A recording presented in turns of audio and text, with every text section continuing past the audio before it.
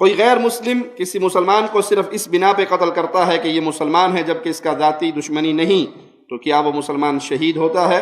جیسا کہ اکثر دنگا و فساد ملکوں میں ہوتا ہے تو یہ کام کیا جاتا ہے۔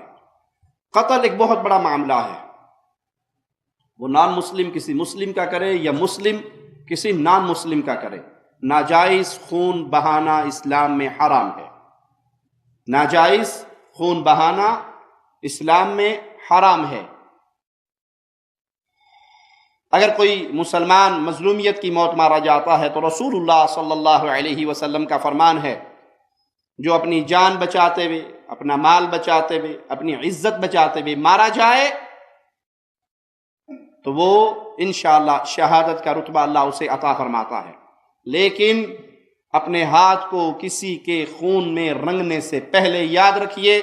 کہ اگر آپ نے ناجائز کسی کا خون بہایا کسی انسان کا، تو یہ قیامت کے دن سب سے پہلی جو فائل کھلنی ہے وہ خون کے مسائل پہ کھلنی ہے۔ اور یہ مسئلہ اتنا شدید ہے کہ ایک حدیث میں آتا ہے کہ اگر کسی مسلمان کے ناجائز خون بہانے میں زمین و آسمان کی مخلوق شریک ہو اور وہ سب ظلم کی بنا پہ اس کو قتل کرنے والے ہوں، تو اللہ مالک ان سب کو پکڑ کے جہنم کا رخ کر دے گا ان کا۔ تو یہ معاملہ چھوٹا نہیں ہے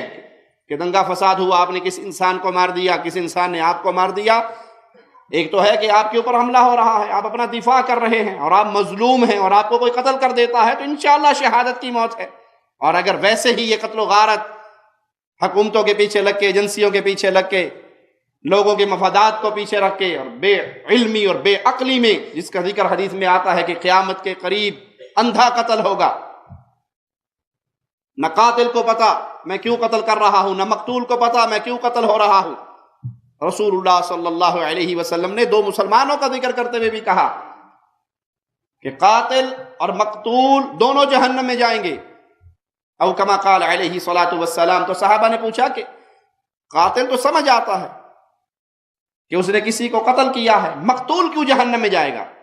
آپ نے فرمایا دونوں قتل کی نیت سے گھر سے نکلے تھے، ایک کا داؤ چل پڑا، دوسرے کا نہیں چلا۔